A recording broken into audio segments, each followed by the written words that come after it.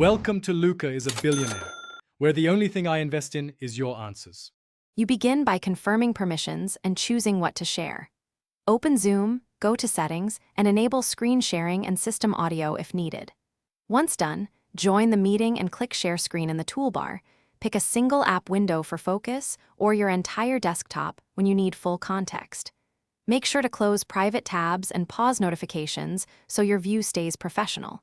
This avoids accidental exposure and reduces bandwidth, which helps maintain smooth video and audio during the session. Once you've selected the base screen, configure advanced options to match your goal. Click Share Computer Sound when your presentation includes audio, and check Optimize for video clip to keep motion smooth. This risks slightly higher bandwidth but improves viewer experience. If you only need to show a diagram, choose Portion of Screen to highlight one area. For collaboration, promote a co-host or give remote control. That lets someone else interact with the shared window without handing over your computer, preserving security and flow. To finish, click Stop Share or use Pause Share to temporarily freeze the audience's view while you rearrange content.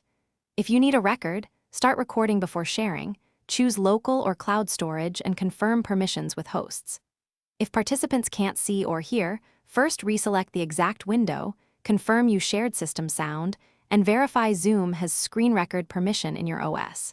If problems persist, instruct participants to stop and restart Zoom, or quickly switch to screen sharing via a co-host so the meeting continues with minimal downtime. Thanks for watching and please subscribe. It's the best investment you'll ever make.